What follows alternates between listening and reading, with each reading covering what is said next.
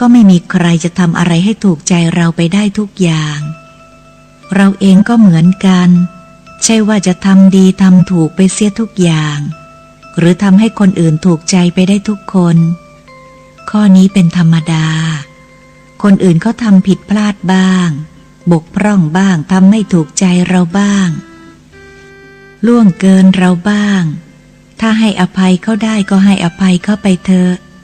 อย่าไปถือสาอย่าไปโกรธเคืองหรืออย่าไปต่อว่าเขาเลยนิ่งเฉยเสียทำเป็นไม่รู้ไม่เห็นเสียบ้างก็ได้อย่าไปเก็บมาใส่ใจมากนัก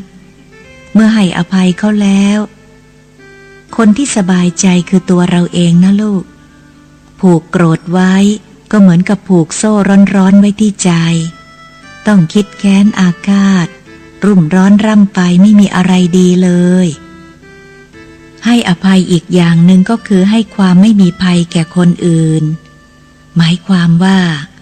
ทำตัวเราไม่ให้เป็นพิษเป็นภัยแก่คนอื่นไม่ก่อความกลัวความเดือดร้อนหรือความหวาดระแวงแก่คนอื่นแต่ทำตัวเป็นคนเปิดเผยเป็นกันเองทำตัวให้เป็นที่ไว้วางใจของคนอื่นทำอย่างเนี้ยก็เรียกว่าให้อภัยให้อภัยเป็นความดีแก่ตัวเราเองนะลูก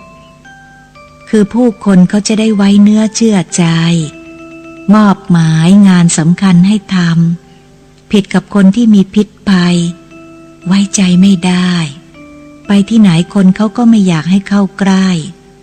อยู่ที่ไหนคนเขาก็ระแวงทำงานอะไรเขาก็ไม่ไว้ใจ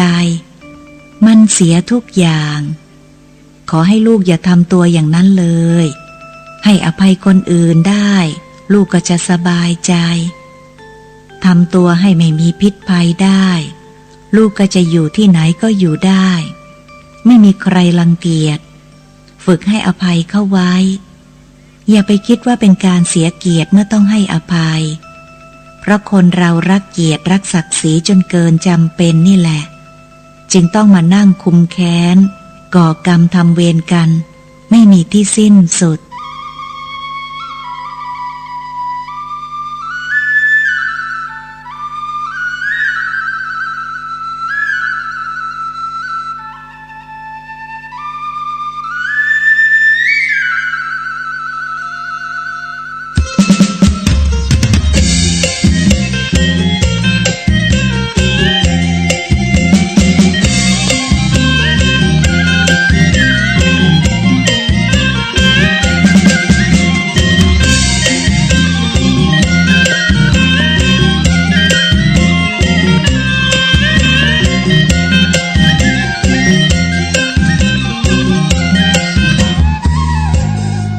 ต่อไปนี้ก็จะได้นำเสนอสาระธรรมะญาติโยมท่านทั้งหลายธรรมดาของสรรพสัตว์สรรพสิ่งทั้งหลายย่อมมีการเปลี่ยนแปลงไปสู่ความเสื่อมแม้แต่ชีวิตของเฮาก็เสื่อมไปตามลำดับหัวเข่าก็เสื่อมความจำก็เสื่อมผิวหนังก็เสื่อมกู้อย่างผิวพรรณกาแข้งขาหูตาเวลามันก็เสื่อมเวลานี่ก็เดียวก็4 โมงก็เดียวก็5 โมงก็เดียวก็ค่ำเวลานี่ก็ญาติโยมเขาก็เกี่ยมกับเข้ากับป่าเสาะเข้าแรงกันพ่องก็รอลูกหลานเลิกโรงเรียนพ่องก็เลิกงานเปิดวิทยุฟังในรถคิดว่าเฮาลุกมาแต่เจ้าได้ไหว้พระสวดมนต์เกียมตัวกูลีกูจอจะทำงานกัวไปทำงานบัดตันเฮ่งจะ8 โมงแล้วจะทำงานวันค่ำวันนี้เลิกกัวปิกบานบัดตันจะค่ำอันนี้ก็แสดงว่า9 วันหนึ่งมันก็เปลี่ยนแปลงไปเลยญาติโยมเขาขับรถขับไป ไปถึงวันเลขกิโลมันก็ขึ้นเอาซื้อมาใหม่ๆเอาบักขับจอดที่เก่าเลขใหม่มันก็บ่ขึ้นเอามาขับมาขี่เลขใหม่มันก็ขึ้นไปเดินทางไปไกลน้อยก็หลายกิโลพันกิโลกาหมื่นกิโลกาแสนกิโลการถบางการก็วิ่งได้หลายแสนกิโลอย่างคนเฮานะญาติโยมเตียวนี่ก็เป็นหมื่นแสนกิโลบุญกะเฮาเตียวขึ้นเงินลงเงินนี่นะรถนี่มันก็เสื่อมเนาะล้อมันก็ต้องเปลี่ยนแว่นเปลี่ยนล้อเปลี่ยนยางเปลี่ยนลูกหมากเปลี่ยนโชคเปลี่ยนช่วงล่างคนเฮาก็เสื่อมหัวเข่าก็เสื่อมกระดูกเสื่อมมันเล่นทั้งหลุมก่อนนะบางอย่างก็เล่นทั้งบนก่อนเอาหัวงอกก่อนเลยหัวเข่าดีอยู่เตียวดีแข้งขาดีหัวงอกไปเห็นแล้วผิวบ่ค่อยเหมือนเก่าแล้วตาก็บ่ค่อยดีแล้วบางทีผมดำดีหูตาดีผิวพรรณดีเตียวอย่างใด3 ขา4 ขาปกซกอันนี้มันก็แสดงว่าชีวิตเฮานี่มันมีเสื่อมไปตามลำดับรถเฮาใจไปถึงวันมันก็เสื่อมไปถึงวันเฮาท่านทั้งหลายนี่จากวัยทารกก็คือวัยที่อยู่ในการดูแลพ่อแม่อยู่ในท้องมานะเกิดออกมานี่น้อยอยู่ก็ห้องทารกแต่ถ้าเริ่มความกาเริ่มนั่งกาตั้งไข่กาอันนี้ก็เป็นวัยเด็กเนาะมาเป็นวัยรุ่นมาเป็นวัยหนุ่มวัยสาววัยกลางคนวัยเฒ่าแก่ชราอันนี้เปิ้นแบ่งช่วงอายุเฮานี่อยู่3 ช่วงปฐมวัยมัชฌิมวัยปัจฉิมวัยมาเปรียบครับเวลานี่บัดเดี๋ยวนี้4 โมงนี่มันก็ปัจฉิมวัยแล้วเนาะพ่อแม่ญาติโยมถ้าเป็นตะวันก็จะตกดินแล้วเนี่ยเขาพอมาทางดอยสุเทพนี่ตะวันจะตกตะมาอยู่ทางใต้นี่ก็พอดอยหัวเสือนี่บ้านป้าหัวเสือดอยหัวเสือ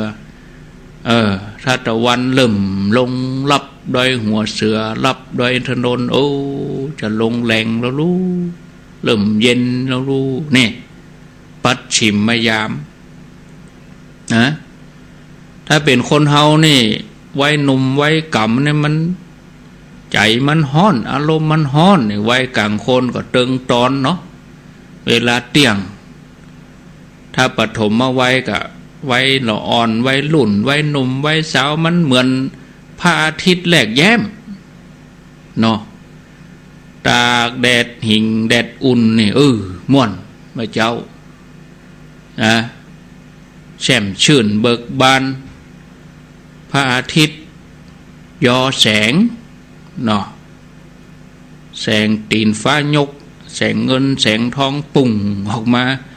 มันมีชีวิตชีวาอันเนี้ยญาติโยมเป็นความเสื่อมที่เฮาพอหันได้นะแต่ละช่วงวัยนี่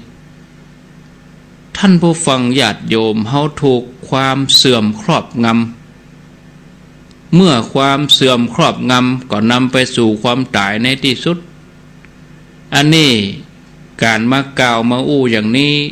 บ่ใช่ว่าจะไปมาขำอายุกันมันมาใจเนอะมันมีเจตนาแต่มันเป็นความจริงเอาก็ต้องยอมรับว่าสิ่งนี้มันเป็นสัจธรรมความจริง มันก็ต้องมีเกิดมีแก่มีเจ็บมีตายเฮาก็บ่ควรประมาทในการดำเนินชีวิตของเฮาขี่รถก็บ่ดีประมาททำงานก็บ่ดีประมาทเรียนหนังสือก็บ่ดีประมาทกู้อย่างถ้าประมาทก็พลาดก็เผลอก็พะเลิศก็เจ็บนี่ญาติโยมท่านทั้งหลายเฮาควรจะพอหันทุกข์หันโทษของความเสื่อมเมื่อเฮาหันโทษเฮาจะคลายความยึดมั่นถือมั่นว่าอันนี้คือฉันอันนี้คือเธออันนี้คือกูอันนี้คือมึงนะที่เฮายึดมั่นถือมั่นในโลกเนี่ยเฮาจะคลายสิ่งหมู่นี้มันมายไปกำน้อยสลัดไปกำยังเมื่อเฮามายเฮาคลายไปแล้วก็แสวงหาทางหลุดพ้นนะท่านผู้ฟังญาติโยมทั้งหลายการอู้การจาไพเราะน่าฟังครูบาอาจารย์นักปราชญ์บัณฑิตเปิ้นว่าเป็นวาจาสุภาษิตเมื่อเฮาอู้ม่วนจาหวานก็ย่อมยังประโยชน์ให้สำเร็จจะย่างให้ได้รับความสุขความเจริญมีคนยกย่องมีคนสรรเสริญเป็นที่ฮักของคนทั่วไปฉะนั้นญาติโยมทั้งหลายควรจะอู้แต่ถ้อยคำอันเป็นที่ฮักเป็นที่พอใจส่วนคำหยาบคำเสียดสีเสียดแทงคำทิ่มแทงกันนี่ทำให้เดือดร้อนนี่ควรจะเว้น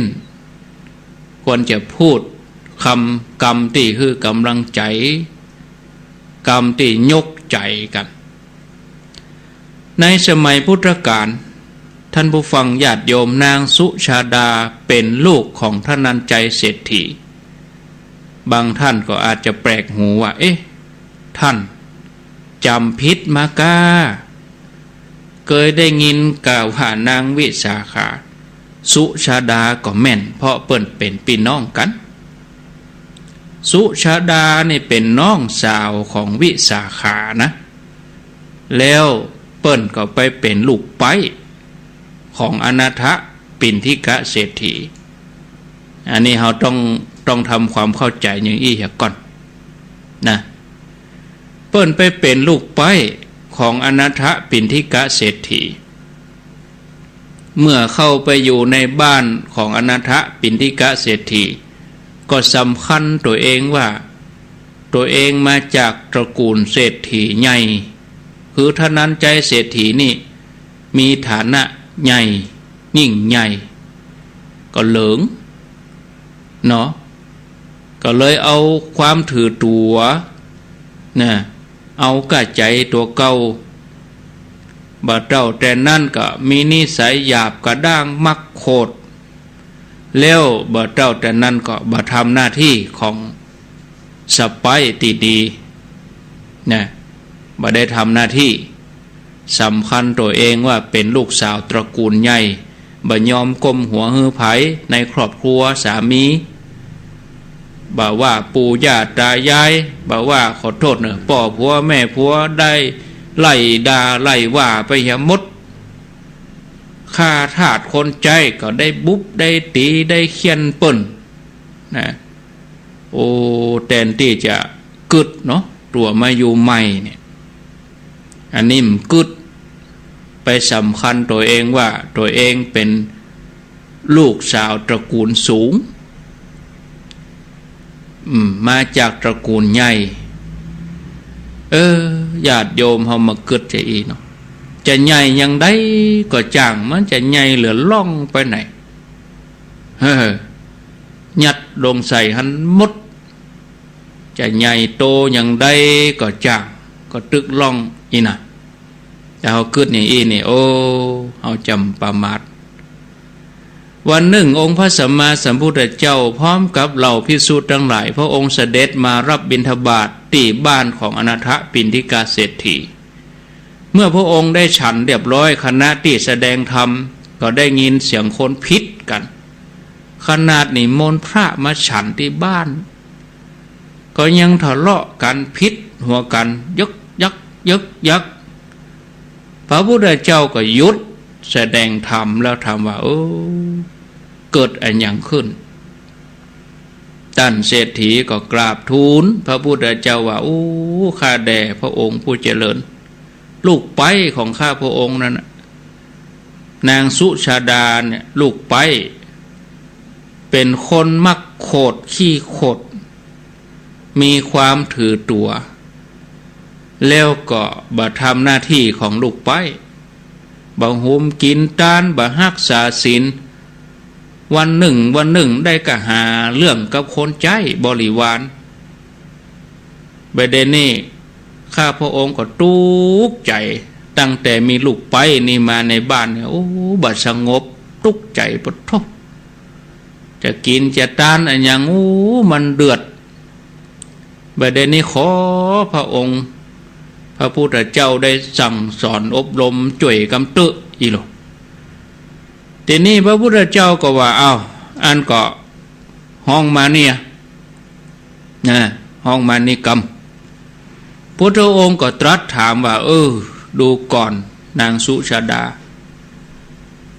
ภรรยาของบุรุษมีอยู่7 พวก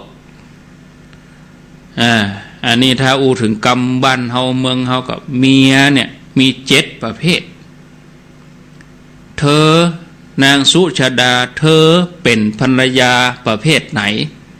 ในจำนวน7 พวกเนี่ยนางสุชาดาก็กราบทูลพระเจ้าว่าข้าแด่พระองค์ผู้เจริญหม่อมฉันยังบ่ฮู้ความหมายที่พระองค์ได้ตรัสพระองค์บอกว่าภรรยามี7 ประเภทขอพระองค์ขยายความให้ฟังกำเตอะจากนั้น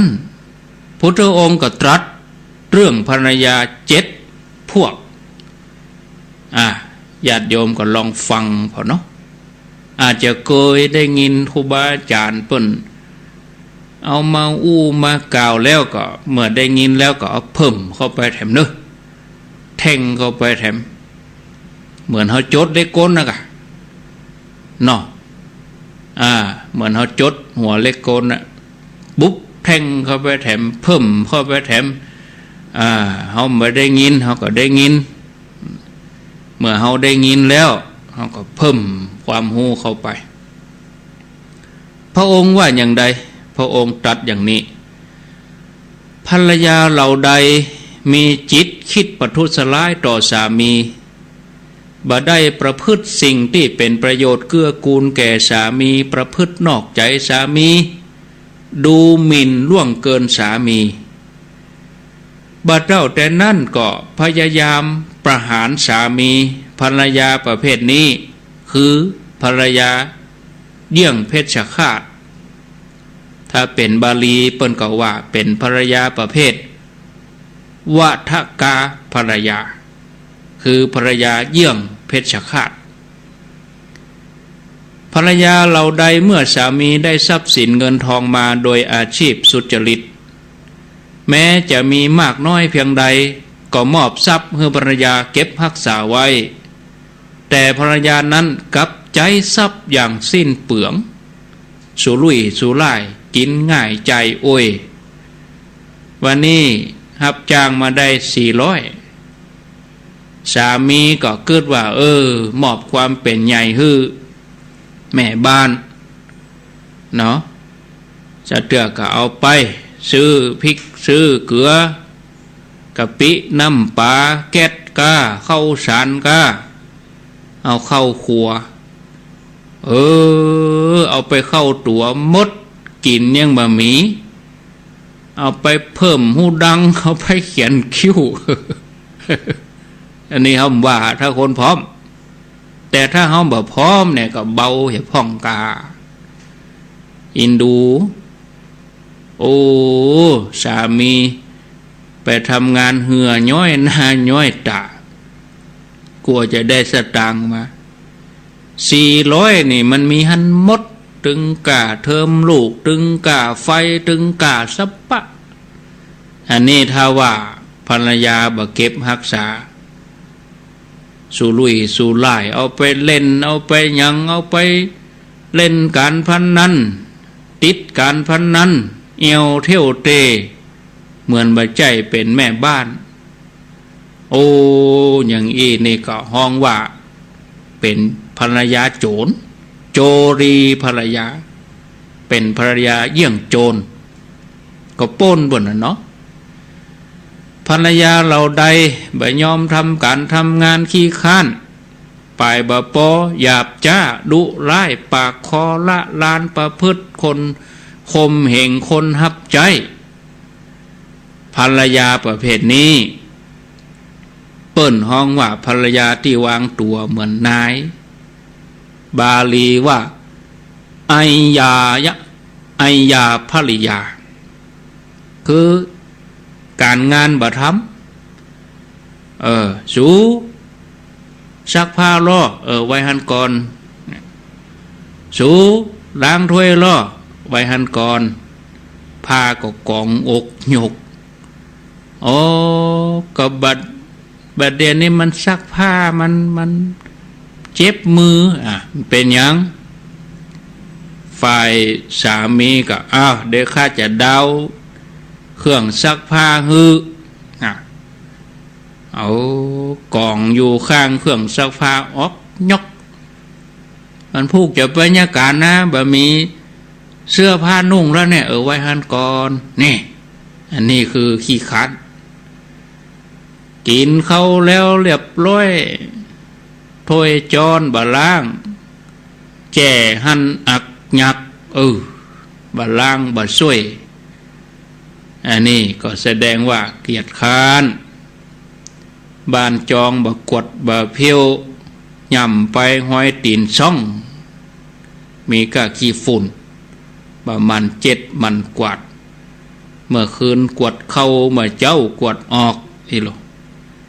อันนี้บ่ได้ทำบ่ได้ปฏิบัตินอกจากเกียจค้านแล้วก็ยังเป็นคนปากคอละลานพละลามว่าไปว่ามาล้ำไปแผ่วขอโทษด่าแผ่วพ่อผัวแม่ผัวปุ้นพละลามไปจนเสียหายคมเหงคนใจอันเนี้ย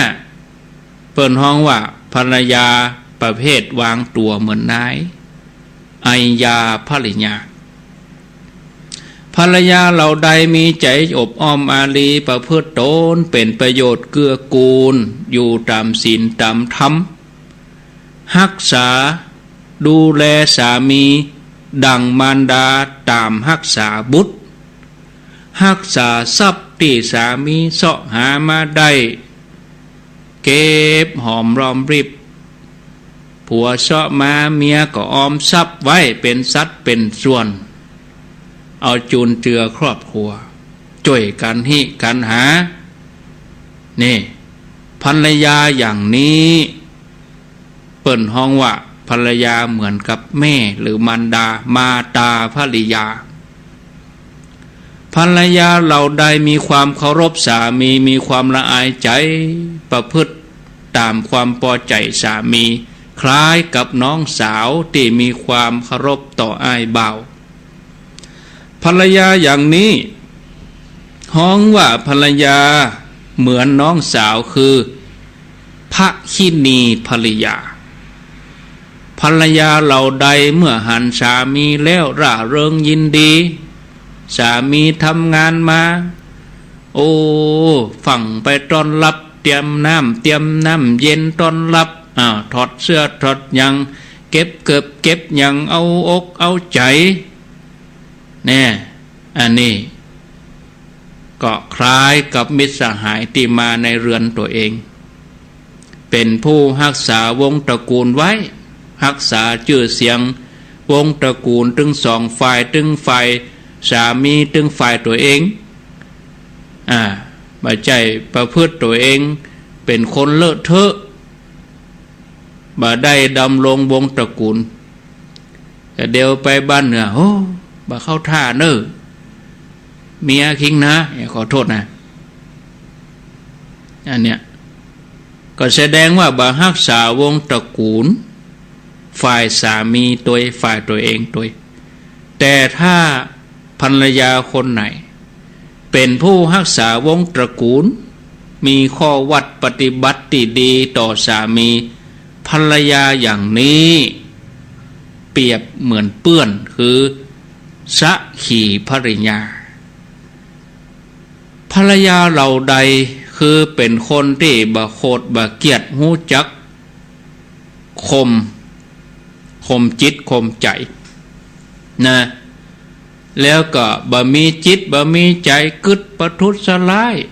พยาบาทจองเวรอดกันไม่ใช่3 วันดี4 วันไข้เป็นหมดเกียรติฮือกองหลัวหนูเกียรติฮือกองหลัวเนี่ยก็ปกผ้าขึ้นล่องปกผ้าไปก็เดี๋ยวปกมาแถมต้องมีความอดทนเนี่ยประพฤติอยู่ในโอวาท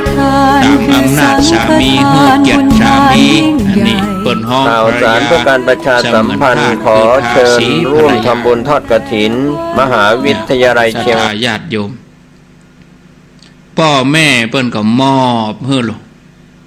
ถึงสามีภรรยาเนี่ยเปิ้นมอบของไว้คนเฮากูคนเป็นนี้ยะอันนี้พระองค์ก็ว่าโอ้ดูก่อนนางสุชาดาภรรยาในโลกตีห้องว่าวัฏกาภรรยาโจลีภรรยาไอยาภรรยาเป็นคนทุศีลหยาบจ้าบ่ได้เอื้อเฟื้อเมื่อละจากโลกแล้วไปสู่ทุกขติจาบดีกับปุ่นไปลงบ่อนหกปุ่นส่วนภรรยาใดในโลกนี้ห้องว่ามาตาภรยาภคินีภรยาสักขีภรยาตาสีภรยาอันนี้อยู่ในศีลในธรรมสำรวมระวังเมื่อละจากโลกไปแล้วไปสู่สุขติเมื่อจบธรรมเทศนานางสุชาดาก็ได้ดำรงปฏิบัติตัวเอง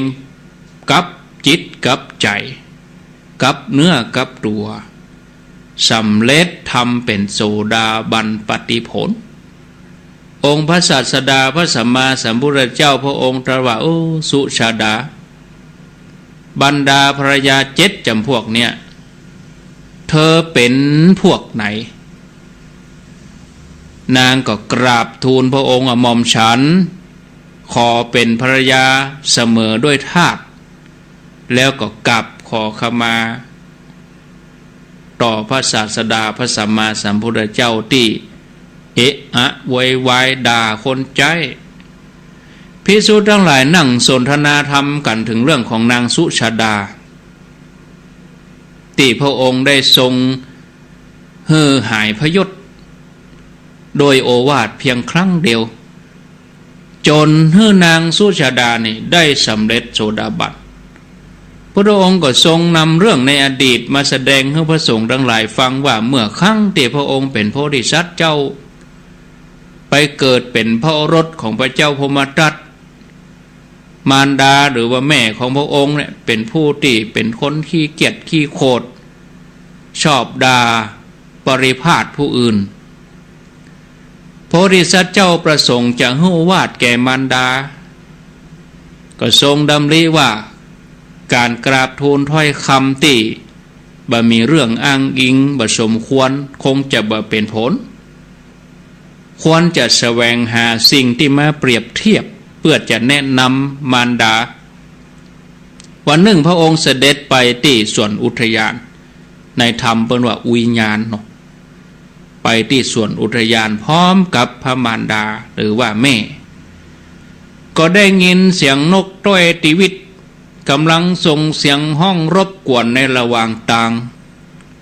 ผู้ติดตามมาก็มีจำนวนมากมายได้ยินเสียงนั้นเขาก็ปากันปิดหูแล้วก็บอกว่าโอ้เจ้านกหมูนี่เสียงบะม่วนเสียงหยาบจ้าเจ้าอย่าได้ส่งเสียงอย่างนี้เลยเขาทั้งหลายต่างปากันเอาไม้เอาก้อนดินก้อนหินขว้างใส่นกต้อยติวิตนะเมื่อเสด็จต่อไปแถมน้อย ไปปะใส่นกดูเว่านกดูเว่านกดูเว่าวห้องนี่นะศรัทธาญาติโยมก็ถ้าจะเคยได้ยินกัน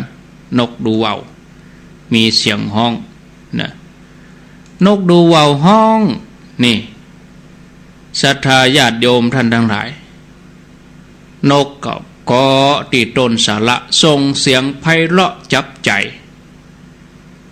ผู้ที่ติดตามก็ปากันลงไหลในเสียงนกดูเว่าวต่างปากันห้องบอกว่าเจ้านกน้อยมีเสียงไพเราะอ่อนหวานนุ่มนวลเจ้าจงร้องต่อไปเฮาอยากได้ยินเสียงเจ้าอีกห้องต่อไปห้องต่อไปนกดูเว่าวห้องแถมห้องแถมอีหลดคนหมู่นั้นนะได้ยินเสียงนกดูเว่าวไพเราะฉะนั้นญาติโยมท่านทั้งหลายได้ยินเรียบร้อยโพธิสัตว์หันเหตุการณ์ถึงสองอย่างก็เลยคิดว่าอันเนี้ยจะนำเหตุการณ์นี้มาเปรียบเทียบให้พระมารดาฟังเลยกราบทูลว่าคนทั้งหลายได้ยินเสียงนกต้อยตีวิตต่างปากันปิดหูแล้วก็ไล่มันไปเสียแม้แต่นกนั้นน่ะมีสีสันสวยงามแต่มีเสียงหยาบกระด้างเปรียบเหมือนคนที่มีวาจาหยาบคายถึงจะแต่งย่องตัวงามอย่างใดแต่กำอู้บ่เหมาะบ่งามย่อมบ่เป็นที่ฮักของผู้อื่นส่วนนกดูเว่าวแม้จะตัวสีดำนกดูเว่าวนี่ญาติโยมทั้งหลายมันตัวดำเนาะเสียงมันแต่เสียงมันม่วนนะนกดูเว่าวเนี่ยศรัทธาญาติโยมทั้งหลายนกดูเว่าวนกดูเว่าวนกดูเว่าวแววเสียงนกดูเว่าวแววอันเปิ้นมีเพลงเหมือนเราเพลงตะกอนสมัยตะกอนห้องไผ่ทูลทองใจกะอุ้ยเสียงนกดูเว่าวแววเสียงนกดูเว่าวแววนะเพลงของคุณทูลทองใจเนาะมีว่ะนี่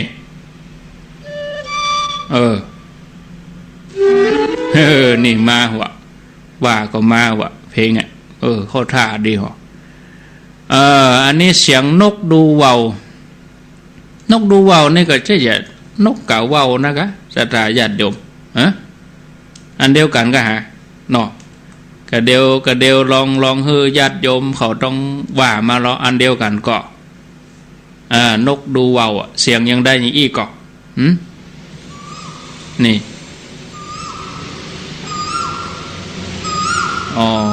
ถ้าอย่างอีเสียงมันม่วนดีนกกาเว่าวนกกาเว่านกกาเว่าหรือว่านกดูเว่าวเนี่ยนะฟังไปจนจบอาตมาก็ลวดบรรยายไปด้วยฟังนกไปด้วยเนาะบินมานี่แล้วนี่นกดูเว่าวนกดูเว่าวเสียงมันม่วนนี่ฟังไปด้วยนะถึงมันจะตัวสีดำแต่เสียงมันไพเราะอ่อนหวาน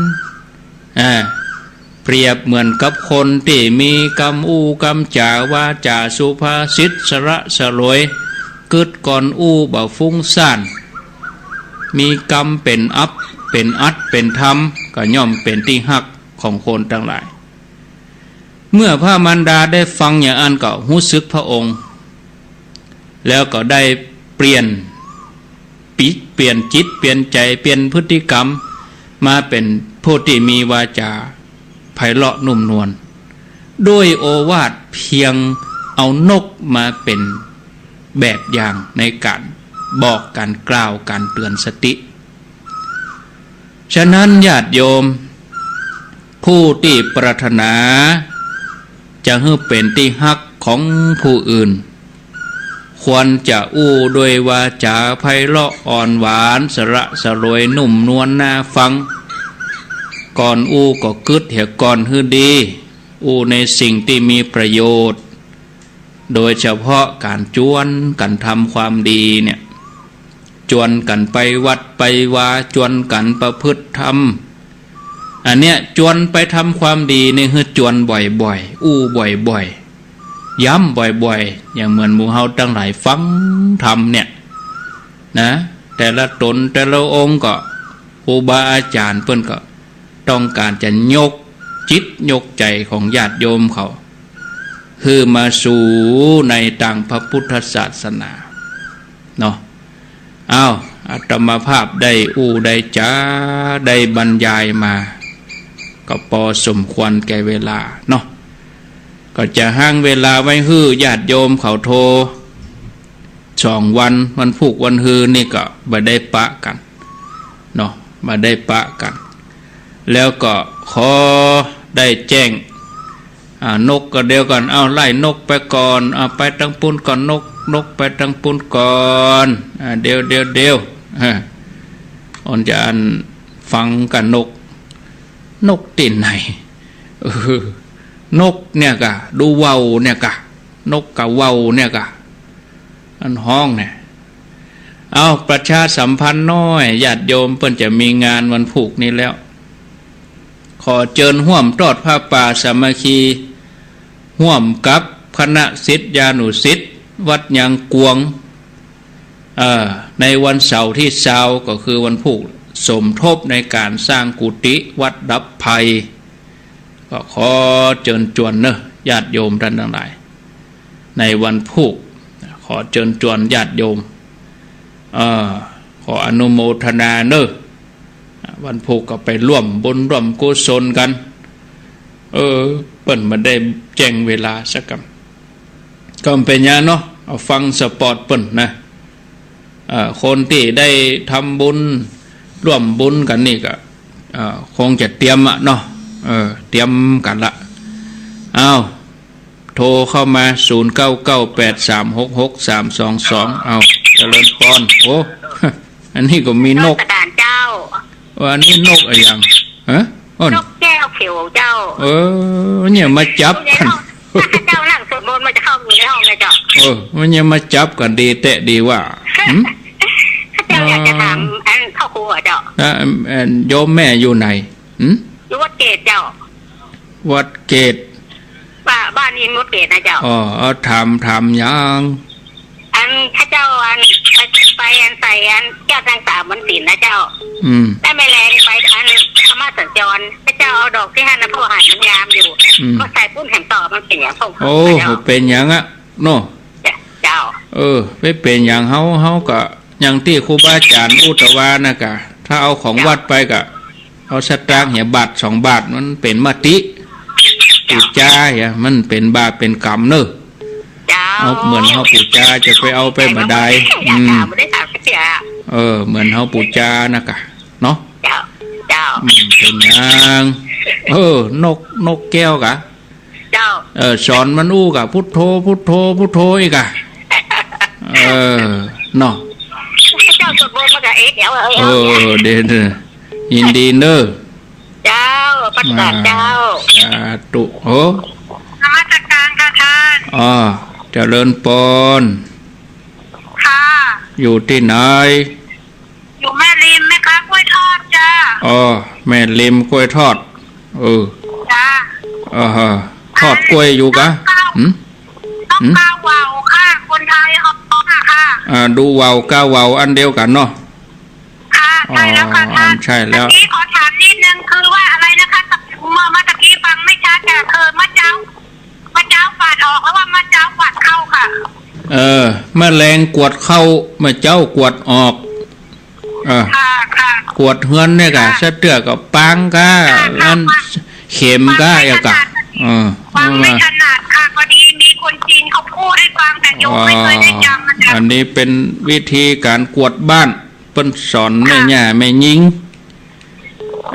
แมลงกวดเข้ามาเจ้ากวดออกแมลงมันมืดแล้วมันจะมีไฟเหมือนบะเดียวสะเตือมันคนตะกอนเปิ้นเย็บผ้าเย็บหยังเนาะ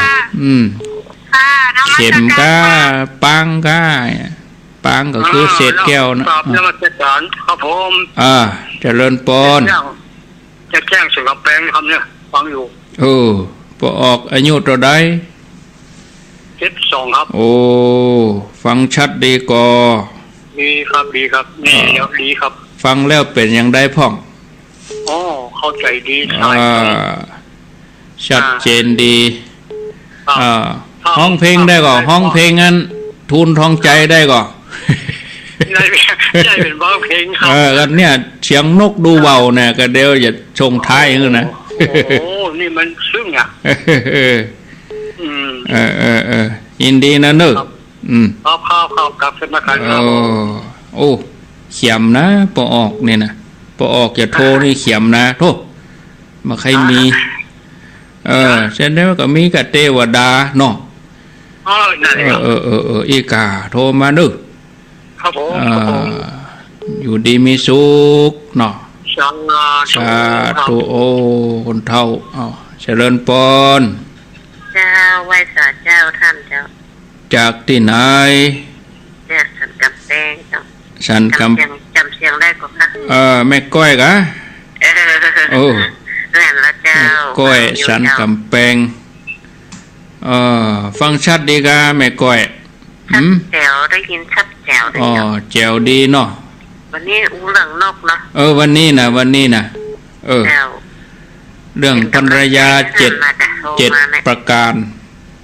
ภรรยา7ประเภทแล้วก็เพิ่นเอาเปรียบเทียบกับเสียงนกอันไหนที่ดีๆเขาก็เปรียบไว้เนาะอันไหนที่บ่ดีเขาก็ว่าเนาะยินดีนะเนอยินดีนะเนอเจ้าเป็นกำลังใจสาธุการก็ฟังโอ้ดีอนุโมทนาวันนี้มาถามอย่างละฟังน่าอนุโมทนาเนาะเจ้าอยู่ดีมีสุขอยู่ดีมีสุขเนอสายต่อไปเจริญปนการจ้าสมมติว่าการคนสมัยก่อนจะต้องว่ากากาว่าวขายไว้ให้แม่กาฝากเงินนี่นะท่องได้มดก็กล่อมลูกก็กล่อมลูกกาว่าวขายให้แม่กาฝากแม่กาก็หลงรักคิดว่าลูกในอุทธร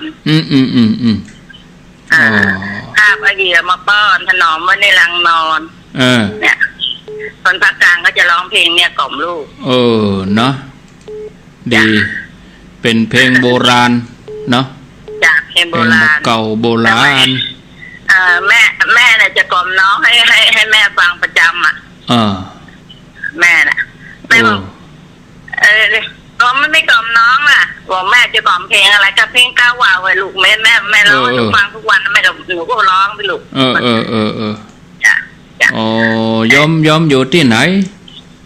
โยมเป็นคนภาคกลางเป็นคนฉะเชิงเทราเป็นคนลูกคุณพ่อสะทอนแล้วมาอยู่นี่เมินล่ะกะมาอยู่ประมาณ10 ปีก็ตอนนี้ก็ติดทางเหนือแล้วทำประเพณีทางเหนือส่วนมากมาอยู่มาลูกที่สารพีหนองพึ่งเนี่ยค่ะสารปีเนาะสารพีหนองพึ่งกับตู้ยังควงก็สนิทกันดีค่ะดีอนุโมทนาท่านท่าตอนบ่ายท่านสาธุพรุ่งนี้บ่ายเนาะจากบ่ายขอบคุณจากจะแม่ออกไปไหวแม่ก็จะออกโมทนาจ้ามาตรการจะทานอยู่ดีมีสุข0998366322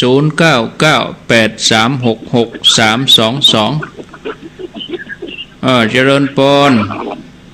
811เจริญปนอันนี้แสดงว่าบ่ได้ฟังคือถ้าโทรนี่ขอได้ยันปิดวิทยุเห็นหน่อยรีลงก็ได้แล้วก็ปิดกะอย่างกับถ้าเราฟังวิทยุตัวนี้มันจะงงเนาะ0998366322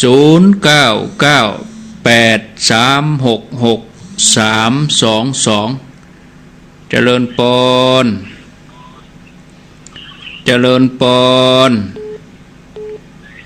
ติดแล้วเนอะเจริญปนที่1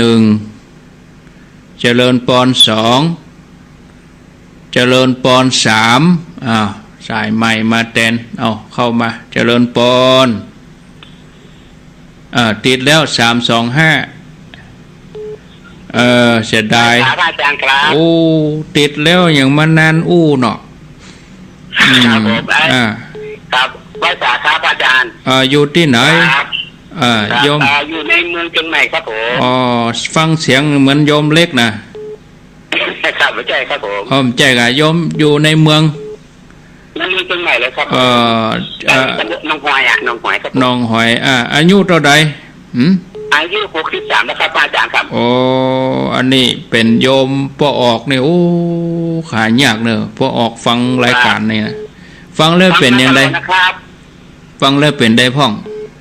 วันนี้เรื่องหาสาระพระอาจารย์เปรียบเทียบได้ดีมากครับแล้วก็ช่องสนทนาก็เชิญติดตามเนอะครับเนื้อพระอาจารย์ถามนิดหนึ่งนะครับเชิญถามว่าอย่างเวลาเราไปบูชาผ้าไตรบางสกุลนี่นะครับจากวัดไหนแล้วเราเอาไปหอมกับเจ้าผ้าที่เป็นมีงานศพเนี่ยเป็นมันจะเป็นไอ้อย่างพ่องก็มันก็บ่เป็นอย่างเขาปูจามาลูให้เป็นอย่างแต่มันดีดีเหมือนกันเนาะดีกะไม่เป็นอย่างเจ๊เป็นลักมาหรอให้ปูจามันก็แล้วครับผมก็สงสัยมานานว่าจะถามพระอาจารย์เลยก็แยงเห็นน้อยเวลาเอาจะไปให้เปิ้นก็แยงพออัน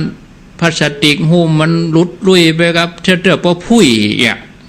เขาก็เปลี่ยนเห็นน้อยเอาเปลี่ยนถุงมันมีไอ้อย่างนอกดีนะครับดีไม่เป็นอย่างก็เป็นอย่างแล้วมันมีเรื่องนึงนะครับอาจารย์เรื่องนี้ผมเห็นคนถามนะผมก็ตั้งใจถามเลยแล้วเนาะแต่พระอาจารย์ก็ได้ตอบไปหลายครั้งแล้วนะเรื่องนี้นะว่าเรื่องขันเชื่อทั้ง3นี่นะครับทางที่ถูกต้องที่สุดที่เพิ่นจะใส่เนี่ยมีใส่ทูบกี่อันเทียนกี่อันเนี่ยอันนี้มันบ่ตายตัวนะมันบ่มีมันบ่ตายตัวพ่องก็งดเขาใส่แจงละ3 ดอกพ่องก็ใส่ดอกเดียวอย่างมันบ่มีตายตัวมันบ่มีมันมีตายตัวเนาะถ้าเขาก็พอถ้าคนนักคนหลายคนถึงบ้านเขาก็ใส่แจงละดอกอากาแล้วดอกไปเพียงกระทุบแล้วครับผมก็แจงในเล่มไหนเล่มนะครับเนาะถ้าไปใส่แจงในทูบ3 เทียน2 ทูบ3ก็กองโง่นะมันเอานี่พอขอบคุณครับขอบคุณมากนะครับอาจารย์ครับยินดีเนอะไม่สาครับผมสาธุคงได้แหมสัก3 สายเจริญปนไม่สาครับลุงแดงครับว่าจะได้วันนี้หมดแรกไปจังไงเอาหลานน้อยอยู่ค่ะอันน่ะเป็นยังฟังวิทยุอีกก็ดีแล้วฟังตลอดครับผมบอกได้ดูทุกลุงเขาโมทนาเนื้อคุณชื่อปีก็ช้ากันนะได้ค่ะโมทนาพี่โฉบุญนาได้ลุงแดงต้นแหนหลวงเป็นน้องใจเขินเจริญปนนมัสการค่ะจากที่ไหนจากแพทย์ศาสตร์มช.ค่ะมช.อยู่ในมช.ฮั่นนะกะค่ะและโยมเป็นคนที่ไหนเป็นคนกรุงเทพค่ะแล้วมาอยู่เชียงใหม่นี่เมินแล้วกะเกือบ30 ปีค่ะ30 ปีมาทำงานเนาะมาทำการวิจัยของแพทย์ค่ะวิจัยเกล็ดเลือดค่ะแล้วฟังกำเมืองหู้เรื่องก็โยมรู้เรื่องค่ะรู้ค่ะรู้พึ่งมาไหลจับกะเขาว่าจะได้ฟังทุกวันแต่ไม่คือตั้งแต่ตี 4มาเลยค่ะตั้งแต่ตี 4มาถึงตอน4 ทุ่ม 5 ทุ่มค่ะน่าอนุโมทนาทำงานด้วยฟังด้วยค่ะแล้วขอสุมาขอโทษโยมอายุเท่าใดเดี๋ยวนี้ค่ะประมาณ54 กว่าค่ะดีแล้วอนุโมทนานี่ถือว่าเป็นวัยหนุ่มสุดนะนี่ที่โทรมานี่ฟังมาตอนประมาณปี 46นะบุญวิชาเลยค่ะอนุโมทนาติดตามกันไปตลอดนะค่ะฟังทุกวันค่ะจะไปฟังทุกวันด้วยค่ะน่าอนุโมทนาอยู่ดีมีสุขโยมอายุ54ตอนนี้ก็4:54 นาทีพอดีเนาะเจริญปนได้มาตรการค่ะอันนี้คนที่อื่นแต่เป็นมาอยู่บ้านเฮา เจริญปนราชการครับปออกอยู่ที่ไหนอยู่สันกำแพงบ้านปัดสะขวางสันกำแพงยมป่ออายุเท่าใด94ครับ94แล้วปดโธแล้วก็ไผกดโทรศัพท์ฮื้กดคนเดียวครับหูตาดีอยู่ป่อหยังขออภัยชื่อป่อฉลองครับป่อฉลองไอ้เนาะครับฉลองไงอายุ94แล้วฟังแล้วเป็นยังได้พ่องป่อชัดเจนดีมากครับรู้สึกราบซึ้งดีมากครับตอนที่จดใจดีมากครับช่วงสนทนาวันพุธวันพัดนี่ฟังก่อนฟังครับต้องโทรมาเอี่ยวหากันพ่องเน้อครับผมฟังไปกู้ตนนะเน้อป่อเน้อครับผมอายุมันยืนยาวเป็นห่มโพห่มใจของลูกของหลานเป็นเน้ออยู่ดีมีสุขสาธุทำปัญหาเนาะเอามา0998366322เอาแฮมสองสายให้ได้โลเดี๋ยวจะลาแล้วเนาะห่างเวลาสถานีเพิ่นเจริญปนไว้สาเจ้าท่านพระครูเจ้าจากทางใดโดยมาแถบแพร่มาเจ้าโดยมาไหนอันนัก104กะวัดเก็บกะลามเจ้าแม่จันติบเนาะเจ้าโดยฐานไม้ถูกเหนียวแน่นเอาจนแรงจนค่ำนกอันนั้นแล้วก่อนสมัยเก่ามันท้องนกป่อเฮยน่ะเนาะนกป่อเฮยแต่กะจังห้องมาเจ้านกป่อเฮยแดดออกยินดีเน้อจะได้โลแล้วเอาสายสุดท้ายเดี๋ยวลากันก่อนเจริญปนไว้สาธารณครูครับจากดังได้ฉันกำแพงฟังมาแรงมาค่ำเนาะฟังถึงมาแรงครับครับเป็นจะได้พ้องนกบ้านตะกอนนกป่อคนกะว่านกป่อเฮยนกป่อเฮยนกเกาว่าวนกป่อเฮยครับมันห้องบนดอยครับโอ้ยินดีเนอครับไว้สาธุเอาหมดเวลาฟังแล้วหมดเวลาแล้วญาติโยมขอนำรายการจากลาท่านผู้ฟังไปก่อนขอบคุณเนอขึ้น 104.50 วัดไฟหินแล้วก็ FM 100.25 ที่อำเภอฝางปะกันแถมใหม่วันจันทร์หน้าเนอะโชคดีมีใจเป็นของศรัทธาญาติโยมทุกท่านอาตมาภาพได้ดำเนินรายการมาตั้งแต่เวลาบ่าย 3มาจนถึงตอนนี้เวลา 6 โมงแรงพอดีก็เดี๋ยวเสียงระฆังดังก็ไปทำวัดเย็นต่อขออนุโมทนาอายุวันโนสุขังปลัง